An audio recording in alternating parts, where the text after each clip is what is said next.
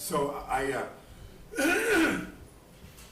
haven't touched a guitar in a year. Yeah, and my fingers, I lost my calluses. So it's like painful to play the guitar. So if you hear me like moaning during the set, because it really hurts. But, and then I was coming up here today, I was thinking, I have no idea what I'm going to play. I never make a set list. But today is National Police Officers Memorial Day. And yeah, I'm one of those folk singers. I've been doing this for 30-something years. And for a few years in the 90s, I was fab. You know, I had a record out. I was, you know, considered for a Boston Music Award. And I was playing all these great clubs all over the place. And I wrote some songs back then that, you know, I'm one of the few conservative folk singers in America. And they let me. I go to these folk festivals, and they keep me there just to legitimize themselves. You know, oh, there he is. Look, there's the one. We allow him in. You know. But I'd like to think I've made some people think about things that they wouldn't necessarily think about. Now, this song I'm going to try to play now is a long song, but because it's National Police Officer Memorial Day, I think I would be remiss in my responsibility to my brothers and sisters who have died in the line of duty if I didn't try to share this with you. It's called Ode to the 44th Precinct. Open up your locker, you put a blue suit on, you pin on a badge and you strap on a gun. You head downstairs, a young sergeant calling the roll. You look at your partner, it's the same old patrol. You check out your car and you hop inside. You roll out into another unknown night. The only goal that you want to attain is to make sure you both come back again. When cops get hurt, it ain't ever pretty. They are quickly forgotten by an ungrateful city. I know my brothers, they will come for me. The mail only shows up for the photo opportunity.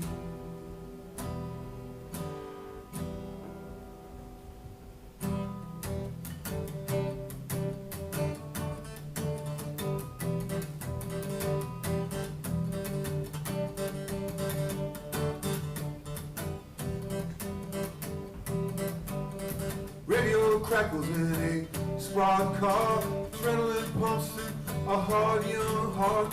Note gets scribbled, it's a 10-4. Siren screams and an engine roars. Roll up on the scene, you got shots fired. Junkie in a dream, he's strapped and he's wired. Jump for your cover yelling, drop the gun. Junkie tries to raise it, never gets it done. Your finger flinches, your hammer drops. The night lights up from the flash of the shots.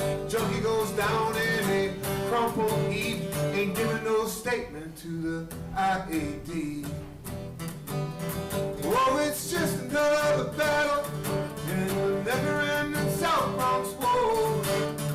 Oh, it's just another working night for the cops in the old 4-4. Cruising them streets, you can smell the caper, crime in the air like a toxic vapor. Hair on your neck is all standing tall. You keep putting people up against the wall. You turn the corner, make some eye contact. Your feet start flying and you don't look back as your stash hits the ground. Your foot hits the gas, you're up a one-way street and you're hauling ass. Car gets caught like a mouse in a maze. You tell yourself this one ain't getting away. After completion of a foot pursuit, you take a little time, adjust his attitude. Oh, it's just another battle in the never-ending South Bronx war. Oh, it's just another working night for the cops in the old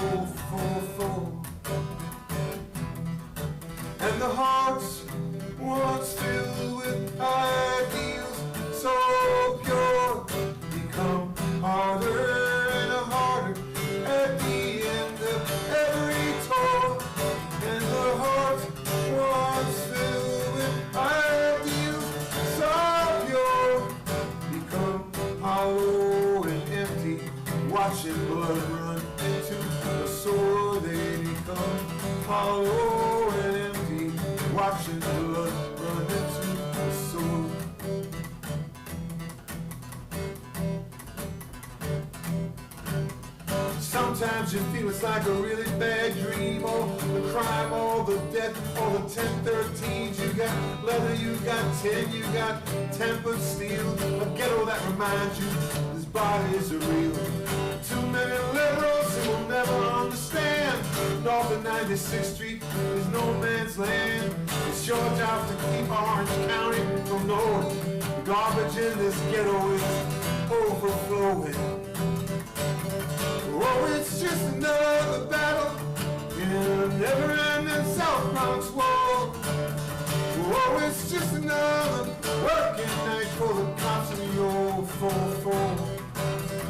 Oh, it's just another battle in a never-ending South Bronx war. Oh, it's just another working night for the cops in the old 4-4. And the hearts once filled with ideals, so you'll become harder and harder at the end of every toll. And the hearts once filled with ideals, so you'll become hollow and empty, watching blood run into a sword. They become hollow and empty, watching blood run into the sword. They become hollow and empty, watching blood run into a sword. The blood of children, other people's children.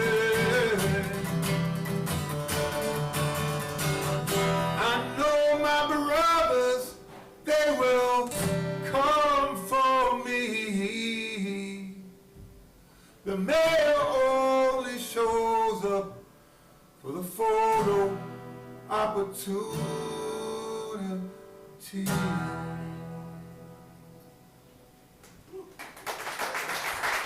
Thank you. There's a guy I rode with for 5 or 6 years in the car over there, Steve Hernandez.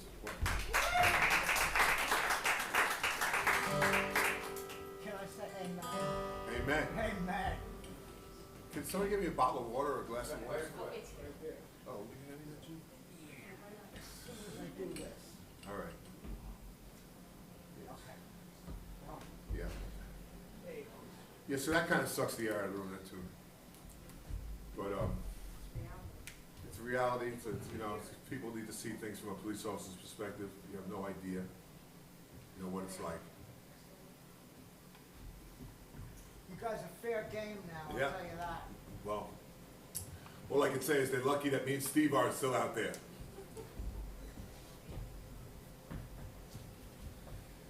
You would never think of coming up to me and throwing water on me. You'd be in the hospital for a week. I think you've said enough. Yeah. You'll be in the hospital long enough to know that you would never want to ever do that again. Yeah, the world is changing. I mean, we're just putting up with so much nonsense. I feel horrible about myself. I feel terrible because, you know, because I'm white. It's just horrible, you know. It's terrible. I mean, this is a horrible. I'm going to write songs about this. I'm going to apologize for everything I ever did with my whiteness. You know, it's crazy. It's nuts. It's critical race theory nonsense. I'm going to write songs too. I'm going to be the guy. You can hear my songs about this. They'll never play them on the radio, but I'm going to write the songs. You know, it's funny because I've been presenting music for 30-something years. Stuart has presented a lot of shows with me. And I present musicians with every kind of political philosophy. And I don't have to agree with what they sing about. But I appreciate the art, the artistry of the way they write the song. You know, friends like Rob McDonald and Cliff Eberhardt, Marty Sexton, these are all people I've presented. Aztec Two-Step. And, you know, but I have been banned from rooms all over the United States because of some of my lyrics. You know? Because I'm singing about things like abortion and stuff like that. Nobody wants to hear those songs. But I gotta sing my own truth. You know? I was once doing a show up at Pat Seams at Harvard Square, and I sang a couple of songs and some people got up and left. And I said to my good friend Jack Hardy when I got back, I said, "No, Jack, I did a couple of songs up there in Harvard Square." And a couple of people got up and left. And Jack said, "Well, Monty, if you're going to be a poet, it's much better to be offensive than boring." And he said to me, all I did was I wrote something that got inside them. And that's that's the point, you know. And but I just love the whole craft of songwriting. And there's so much for me to write about. There has been a lot for me to write about in the last couple of years, but I just retired from the law, and I feel a creative surge coming on now. So I said, all this is prefaced with the fact that I'm on a heart list. I need a new heart. So if I croak while I'm up here tonight, just leave me alone.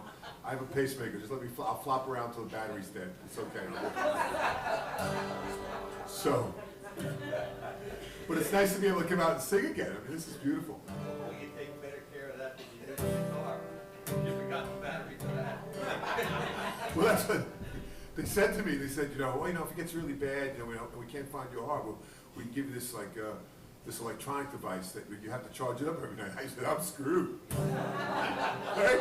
How often is my cell phone dead, honey? Oh my God. I'm a kid.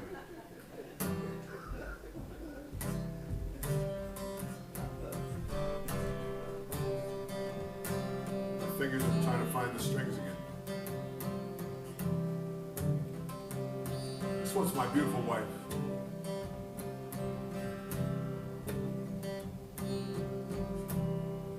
Actually, it's for all the beautiful wives in the room. I can't get enough of you. Seems like you're always on my mind. And these moments that we share are the best moment of my life. Yeah, I've been all around this world, done more than most will ever do. And I've had a lot of things, but baby, I just can't get enough of you. Sing with me now. I can't get enough of you. Let's try that again. Sing with me. I can't get enough of you. Ain't enough hours in the day. Tell me, what's a man to do to make this hunger go away? I can't get enough of you. Ain't enough hours a day. Honey, what's a man to do to make this hunger go away? And in the morning when I wake up, your long dark hair on my pillowcase, and I see every ray of sunlight shine like diamonds on your pretty face. And then I kiss your neck so gently. You know just what I want to do. And our lips they barely touch as you give me your sweet love. I just can't get enough of you. Here we go. I can't get enough of you. Ain't enough hours in a day. Ain't enough hours a day. Honey, what's a man to do? Honey, what's a man to do? Make this hunger go away. To make this hunger go away. And when my song is not so strong, and my days are nearly through, and I'm flopping around,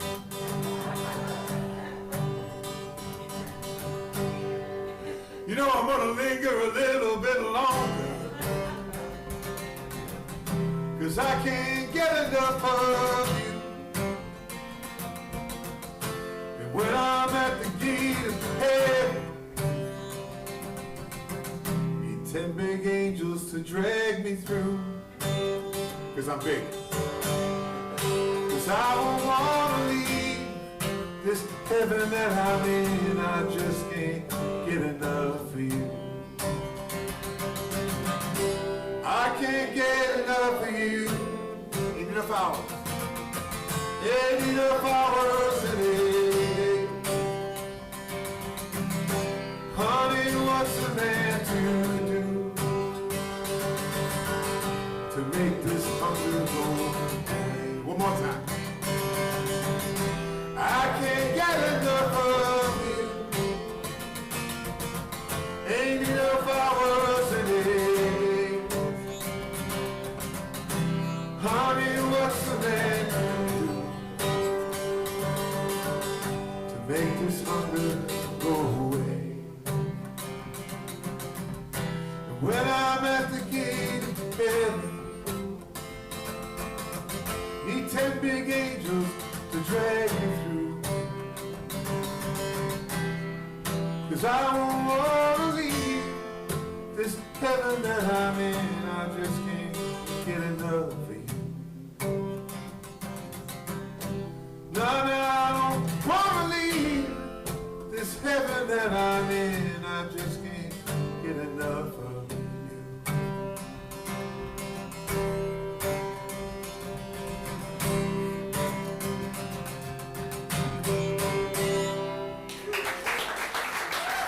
Thank you. So listen, I brought a couple of CDs tonight. I left them up here on the table. If you purchase them, the money will go to the charity. So please, you know, and there's a lot of, I'm looking at the table, there's a lot of my friends up here, wonderful musicians, great music. So, you know, take some of it home with you and help the charity out. So, I don't know how many tunes I'm gonna play for you tonight because my fingers are killing me. But if I get tired of doing it, I'm just gonna fake a heart attack and we'll call it a day. Another half hour, your calluses.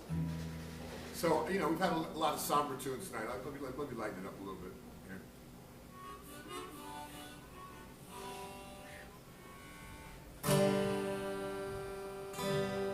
All right. So I have a sister-in-law. Yeah. And she's a hypochondriac. She is hypochondriac. So when I first met my first wife, she came over to the house one day and she said, "Look what they took from my leg." And she had a little jar with some kind of like, I don't know, body part in it. And I thought, this is like illegal. How does she do this? Okay, so that was the first time. The second time, about a year later, she came and did it again. I said, what is wrong with her? And then about another year later, she did it again. And I said, okay, that's it. I'm writing a song about her.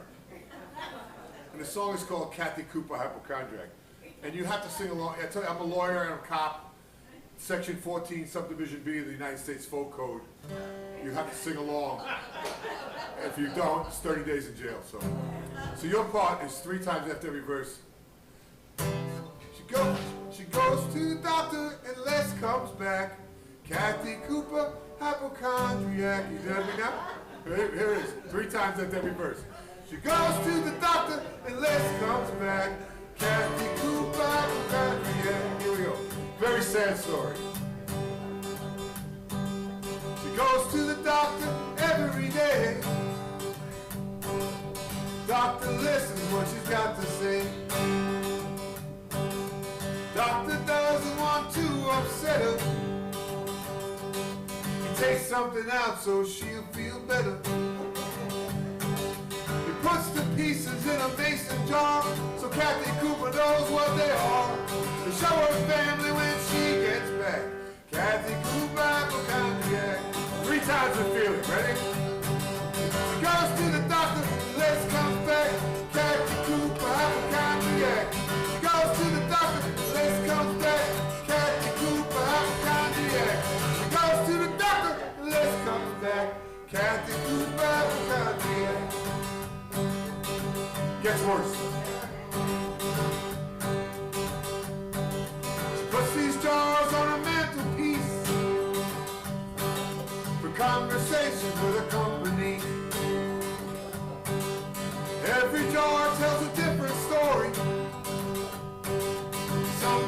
disgusting, some just gory. When her husband asks her about the bills, she points to the jars, hearts and pills. I told you when you married me, my favorite hobby was surgery. That's right. She goes to the doctor and let's comes back. Captain Cooper, hypochondriac. She goes to the doctor and let's comes back. Captain Cooper, hypochondriac. She goes to the doctor and let's comes back. Captain Cooper, hypochondriac. Musical interlude.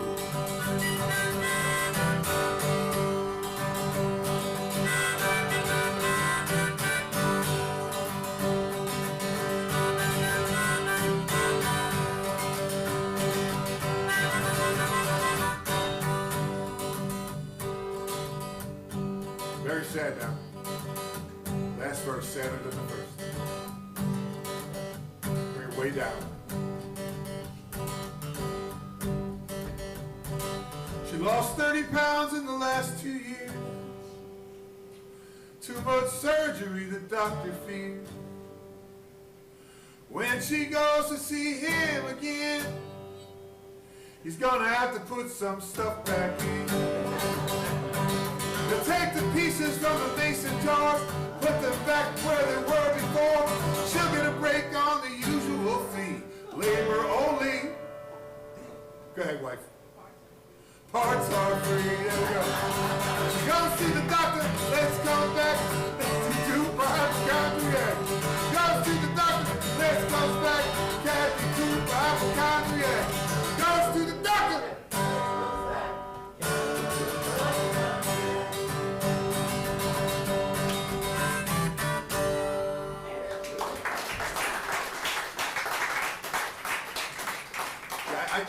Right before the pandemic, I wanted to do stand-up. So I went down to this open mic, and my purpose was to listen in. And the guy who was running it said, you know, comedian number 5, he got sick, so you're gonna go up 5th. And I was like, I'm not ready to do that. So I got up in this room full of, like, it's open mic, so you get all these really morose, depressed comedians. Comedians are very depressed people, you know. And I get up in front, I'm looking at all these, like, these people that are dead, but they're still breathing. And I'm like, you know, do I speak or do I give mouth-to-mouth resuscitation to that person and that person over there? But anyway, so I started, and I had him in the palm of my hand. It was very funny. Was it funny? Was I funny? Tell the truth. I'll tell you, the first joke I told was, you know, ladies and gentlemen, my new wife is in the audience. Look at, she's so beautiful. Look at this. Give her a hand, a round of applause. As you can see, she's Asian. She's from China. She's born in Brooklyn, but family's from China. And you know, we've been living together for 4 or 5 months now. And all of a sudden, I'm walking around the neighborhood and I see all these missing cat signs. Coincidence? I think not. And that's how it started. And it got better, but I built it up from there. And she didn't divorce me for that. I knew she was a keeper after that. No, it was really, to be going through what I'm going through in my life now with this health stuff, and Connie, we got married in August, and it's the 3rd marriage for both of us. And I was just saying to my friends over here that, you know, had we met 30 years ago, there's no doubt in either one of our minds that we'd be together the entire time, because she's the light of my life, and I just love her so much. And she's got 2 amazing daughters. One's in a 4th year at Northeastern doing a doctorate in pharmacy, and the other one just finished her 1st year at Stony Brook. They're 2 beautiful, elegant young women. And I have 2 little ones who, they just adore her. My son calls her the kid whisperer. She's one of these moms that always has like a piece of candy or something in her purse, you know. So yeah, I'm very blessed. So I don't know. It's also Armed Forces Day. So my dad was a World War II Marine, and I'm a Marine also. Not an ex-Marine, I'm a Marine. Well, once a Marine, always a Marine. And when my dad came back from the Pacific, they didn't diagnose those guys with like PTSD or anything. My dad drank a quart of whiskey a day for 60 years, and the man never missed a day of work. Okay, quart of Fleischmann's rot gut 90 proof rye every day, chased it with beer out of a bottle, and never missed a day of work. and ended up with what the Irish call wet brain. The doctors call it organic brain syndrome. What happens, you take that one drink, and for him what happened was like 79 or 80, he took that one drink, there were no more brain cells to kill, and he had a stroke. And then for the rest of his life after that, if he took one sip of beer or booze, he would have a stroke. And it's funny, when he died, me being the cop and the lawyer in the family, when anybody dies, it becomes my responsibility to like go through everything and take care of everything. So when he died, I was going through his things, and I found this card in a box, and it said on it, it was called the Pledge of Temperance. And my dad had gone to a priest in 1945 when he came back from the war. And he had said to the priest, I want to quit drinking. Obviously I have an alcohol problem. And the priest signed this card. Monsignor signed it. And I guess what he said to my father was, you know, Jack, I'm signing the card. When you feel like you're ready to start your 1-year pledge, you sign it, you bring it back to me. And there it was in his box 60 years later. He never brought it back. And I thought, there's a song in this card, and I thought about it for 2 or 3 years after he passed. And finally the song came to me. And this is called The Halls of Montezuma. And I'd like to offer this up to all of the men who came back from that war and suffered in any war, but especially that war, because today we try to take care of these men and women when they come back. But back then, they didn't take care of them. What's going on with this guitar? It's freaky. It's flowing without the battery. Okay. Let's see how this sounds here.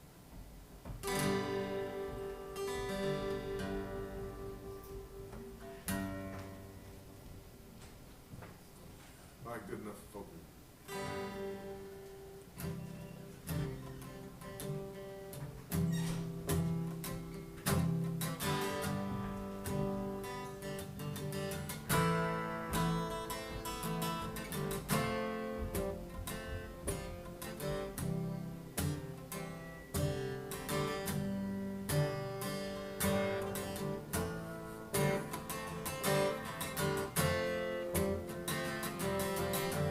In the winter of '44, he came home from the Great World War.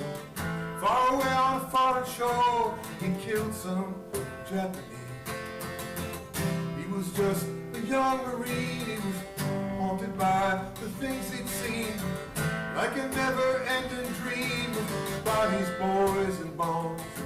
There were things he could not forget, faces on the end of his bayonet, blood flowed in rivulets, darkening the sands of Iwo Jima. No more pride, no more swagger. Now he just stumbled, swayed, and staggered down the halls of Montezuma.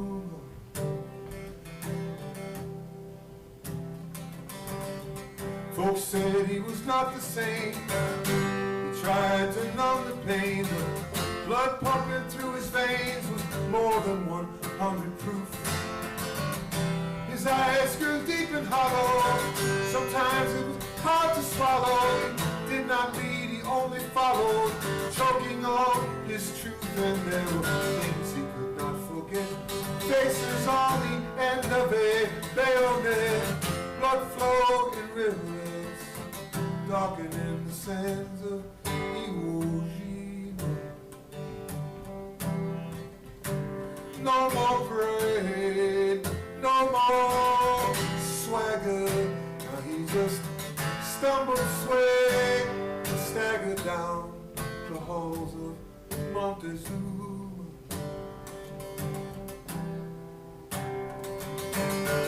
Found himself down on his knees, one day talking to a priest. He said, Father, is there hope for me, or am I lost forever? Oh, there on the outer edge of a most precarious ledge, he was asked to take a pledge. It was a cold day in December.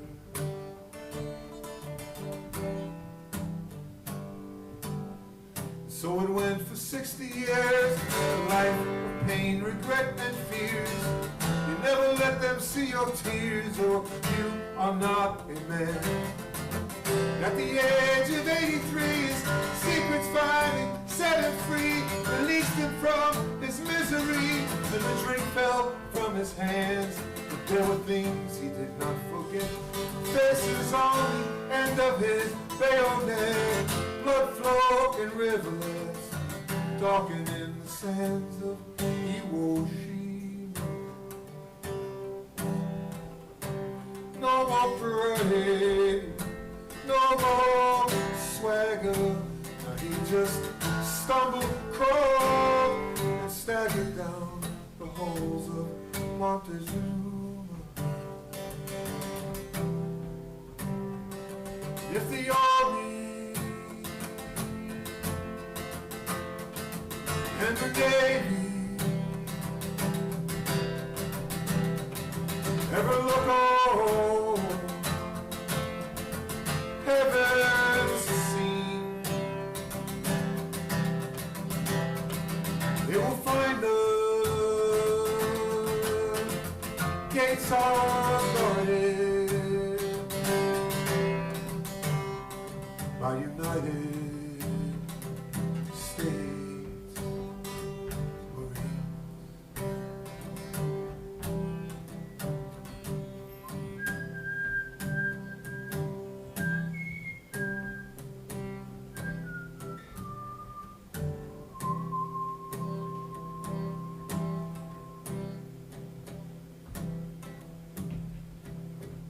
Could have used that kazoo right there.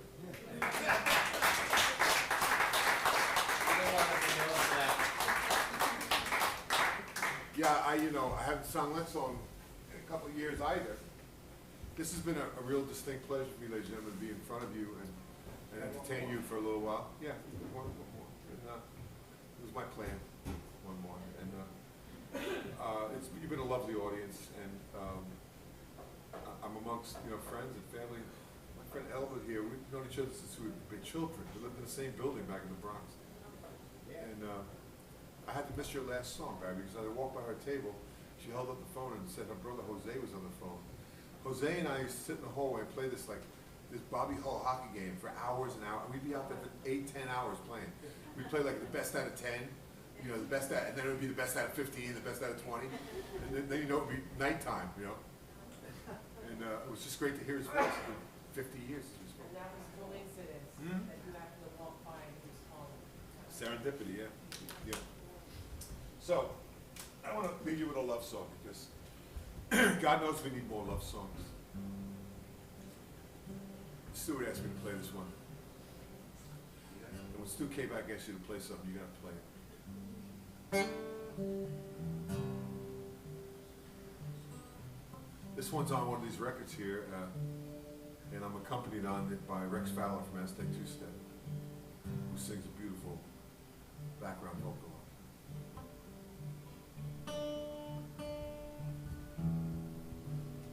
Okay, give me a little more volume on the guitar, man. Because I'm going to pick this one.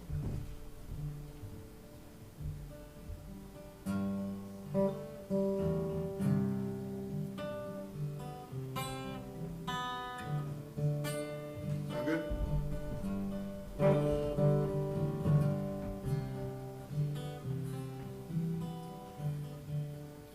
She said he broke her heart in Boston. Now she's trying to forget. She had a lover there, and she lost him. She's not ready to start again just yet. Oh, and we're both on the rebound. Both went flying off of the rim. I left part of my heart with her. She left part of hers with him now. Hey, little girl, we know that hearts can break without making a sound. Don't let the sadness, don't let the silence hold you down. It's not what's gold that really matters, oh no, but rather it's the love you've not yet found. We're all just waiting for the love we've not yet found.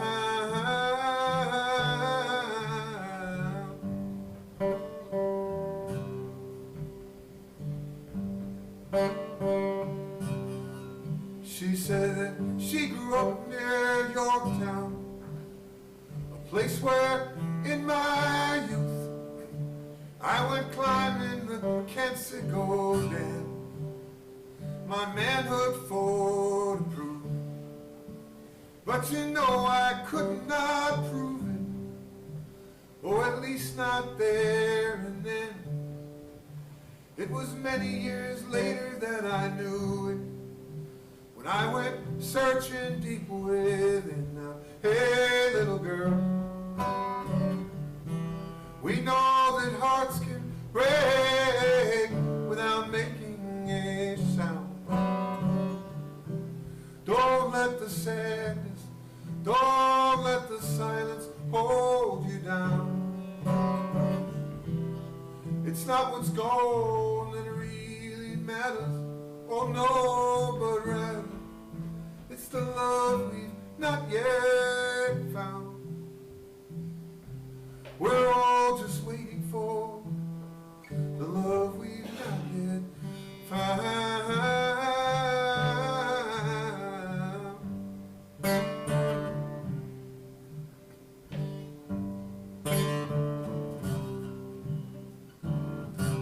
Look in that mirror behind you and tell me what you see.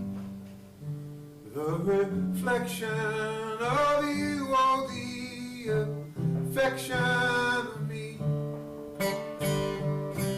Don't let go of this moment you're holding in your grasp. Don't you sacrifice tomorrow because you can't let go of the past. Sometimes we just won't let go of the past. And though we broke your heart in Boston, she broke mine in New Rochelle. Well, there are lessons and we must learn them. Now they're stories we can tell about how hearts that made me grow stronger than those that have never known all the loving and the longing, what it's like to be alone. Hey little girl, we know that hearts can break without making a sound. Don't let the sadness, don't let the silence hold you down. It's not what's gone that really matters, but rather it's the love you not yet found.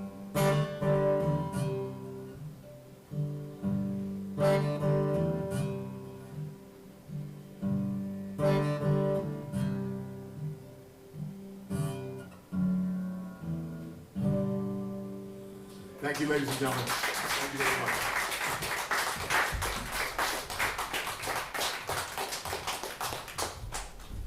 Good, Jim? Let's hear it for Jim, sound guy. And let's hear it for Barry. What a wonderful thing this man has been doing for so long. He's such a great player. I salute you, sir. Shit. Let's hear it one more time. What a great set. Montgomery Delaney.